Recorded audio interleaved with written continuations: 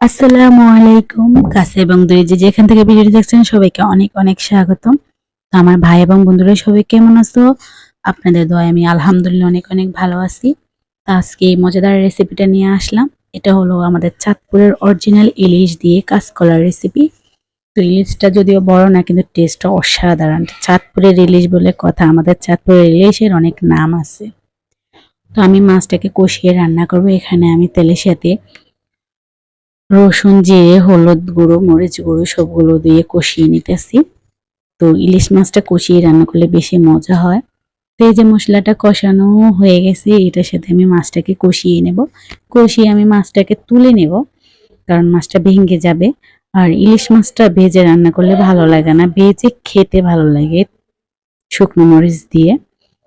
তো চাঁদপুরের ইলিশ এক কথায় অসাধারণ। এটার ফ্যান এমন কোনো মানুষ নেই যে নাই।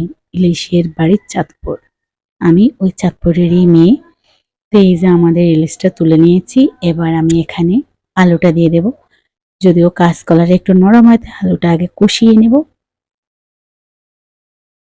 এটা হলো লাকড়ির চুলার রান্না। লাকড়ির চুলার রান্না তো একটু মজাই হবে, তাই না?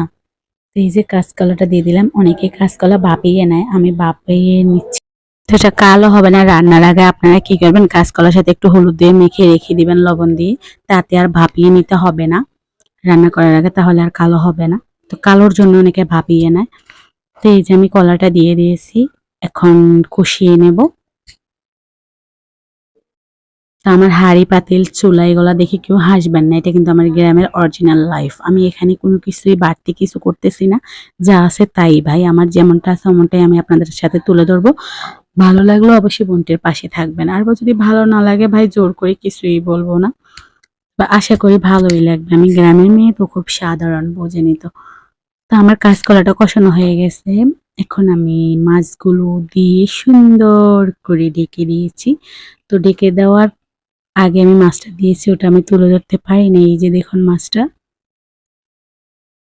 তো এই যে মোটামুটি হয়ে আসছে আমার এই রান্নাটা। দেখুন অনেক ইয়ামি লাগতেছে, তাই না? চাঁদপুরের ইলিশ বলে কথা, আর সাথে যদি হয় কাঁচকলা তাহলে তো কোনো কথাই নেই। অসাধারণ গ্রাম্য একটি রেসিপি। ভালো লাগলে অবশ্যই একটা লাইক দিবেন।